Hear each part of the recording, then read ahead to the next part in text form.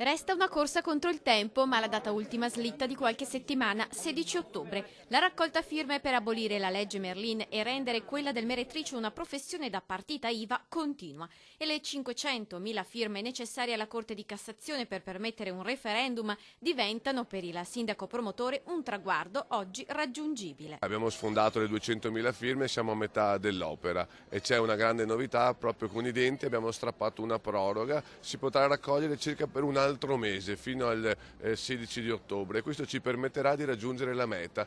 Il sindaco è ottimista, del resto l'eco mediatica è sicuramente grande, le TV nazionali se lo contendono come ospite nelle trasmissioni. Con la fine delle vacanze ha ricevuto finalmente l'appoggio anche dei grandi comuni come Firenze e Bologna e ora si raccolgono firme anche nella capitale. Da oggi ha attivato la raccolta firme in tutti i municipi romani e lo ha fatto con grande entusiasmo. Molti consiglieri comunali stanno raccogliendo firme in tutti i mercati di Roma. Qui si stima di raccogliere 1 migliaio di firme, altrettante ai banchetti che saranno allestiti nei locali da ballo di tutta Italia. La corsa contro il tempo e contro la legge Merlin va avanti.